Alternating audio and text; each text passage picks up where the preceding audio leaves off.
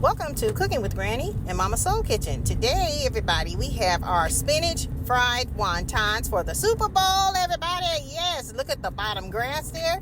This is a piece that we got from Hobby Lobby. It's actually a placemat, and we placed it inside of the foil pan to make it look like grass, everybody. Now, this is just to give you an idea. We're going to have two layers here. The rack is going to be the second layer, and then we went on and printed out some numbers here for the goal lines, yards, 50, 40, 20, 30, and 10, everybody. So we got them all in there. Then we lined up the bottom with some nice plastic Ziploc bag. And then we went on and started lining up our wontons accordingly. And then that's the second rack.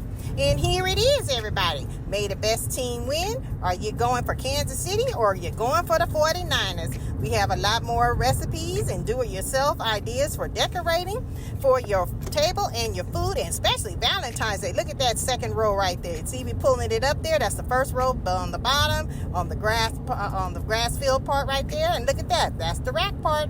All right, you guys, if you like what you see, go ahead and follow us on our YouTube channel. We have a lot more that is coming soon. We love you. Make sure you drive safe, no drinking and driving, and have a wonderful time.